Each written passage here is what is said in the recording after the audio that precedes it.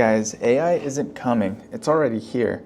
It's not just replacing jobs, it's quietly shifting how money moves in general across the plane. So let's talk about what that means for your portfolio and mine.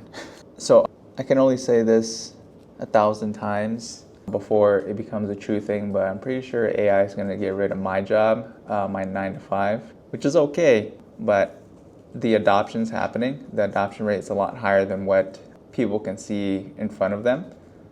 Whether it be good or bad, that's just evolution and then how the adoption rate's happening. Today I'm going to talk about 3 things that I wanted to cover around AI and how it's impacting us in our pockets. So the first thing I want to talk about is AI's economic impact, and it's already here. The second thing, not 3, 2. Second thing is market winners are shifting. So what that means is whoever is able to capture the market first, that they're shifting right now. And then the third thing is AI and how you can apply it to your personal investing strategy. So let's hop straight into the first one. So the first point is AI's economic impact and how it's already here. So in general, companies, and I know for sure my company, are cutting costs and jobs using AI. So what that means, it's support staff, you've got admin costs that are being cut down, and then even coding, development costs, and then QA, all it's being cut down. So what QA means is quality assurance, and then there's teams that usually run automation to do test cases and test scenarios. All of that's being replaced with AI and or just a software as a service type of product. And then the productivity in general, it's rising. So you've got your GDP growth without job growth. That's crazy. That's happening. And then a lot of the startup giants like NVIDIA and OpenAI, they're starting to reshape the industries. What I want to get out there is this isn't sci-fi. Like this is really happening now. AI shifting the economy now.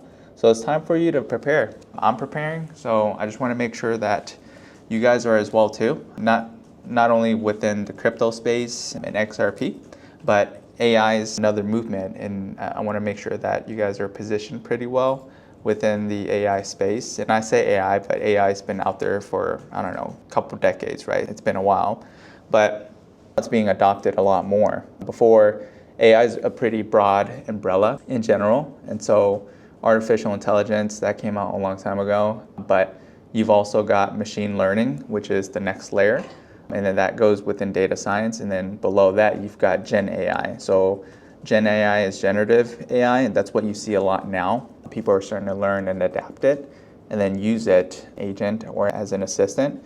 There's a ton of different use cases that you can use AI for. And I think one of the coolest things that's happening within the space is to innovate and save a lot of time. I think from my perspective, I use it daily. If you're not using AI daily now, or even if you go on your phone and then you misspell something, that's AI. If it's autocorrecting, and then how you have, if you guys have an iPhone and it always autocorrects, that's AI, right? So you've been using it for a while. Now is just a different type of AI. It's a newer model, and then you're able to teach the data sets with no code. Being able to develop like that, that's crazy. So much going on. So that's point 1. Point 2, with the market winners shifting, so chip makers like NVIDIA, AMD, and also like the AI infrastructure folks like Palantir, Snowflake, and then the LLM data firms, they're booming. All of this is starting to boom. And I remember Palantir when it was $3. And then I was like, I'm just gonna buy a couple of $3, $5, not knowing where it was gonna go. Because the way that I look at it is like Palantir is a AI agency. They were probably one of the first. And then to partner up with the government and then also all of these other firms to be able to partner up with them and then help them implement and then build these models. That's what they're good at. Snowflake as well too. All of these, they're just really useful, right? They're like, to me, they're just implementation vendors, and then you can use them to help implement AI because it gets pretty complex. But at the end of the day, if you break it down to the bare bones, AI is very simple. It's very stupidly simple. That's the reason why it's dangerous. And I say dangerous, meaning I can get wiped out of a job. So guys, please help me. Watch my channel, comment below, subscribe. I see a lot of you guys, you're just viewing it, you're just watching it. Hit that subscribe button if you like this stuff.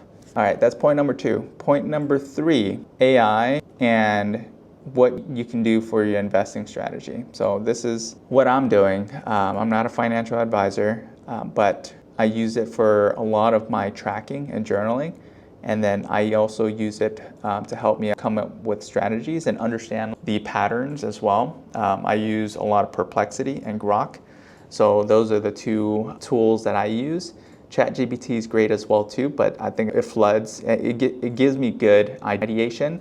But then as far as really good sources to look for and then breaking it down real time, I think Grok it was created by Elon Musk, and then X and Perplexity. I don't know who's created that, but I think it's really good. I use it for a lot of my market research. Then also workflows. So I primarily use ChatGPT. Then my tracker is off of Excel, dollar cost averaging. Then understanding market sentiment, the mixture of both Perplexity and Grok. And then I use CoinMarketCap, all cryptocurrency based. And then I also use for my normal investing of stocks, just standard Google, YouTube, and then you can also use Yahoo Finance. And then also Robinhood. Robinhood has great information. So at the end of the day though, I just want you guys to walk away with a practical way to use AI on a weekly basis, to integrate it into your life, and then stay consistent with using it as well. If you have Copilot work, just use that. Use it within your work environment. Not the best, at least within my environment, but I'm starting to expand it a lot more. And then try and teach others the use cases and the prompt engineering. You're able to ask it requirements and give it requirements, because it's kind of, or teaching someone, or teaching, I want to say, it's kind of asking a construction worker who doesn't do all of the, no, that's a bad analogy. Let me think of a good analogy. Yeah, I can't think of one. It's okay. So those are the 3 points I wanted to get you guys on. So just a little recap. Talked about, the first point was AI's economic impact and how it's already here. The second point is market winners are shifting. So you've got your NVIDIA, you've got your AMD, and then all of your AI infrastructure implementation folks like Palantir, Snowflake. Those firms are booming.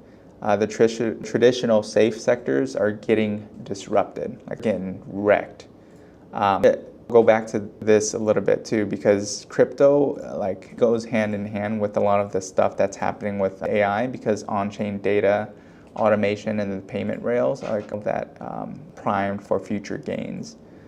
Try your best to avoid the dying sectors.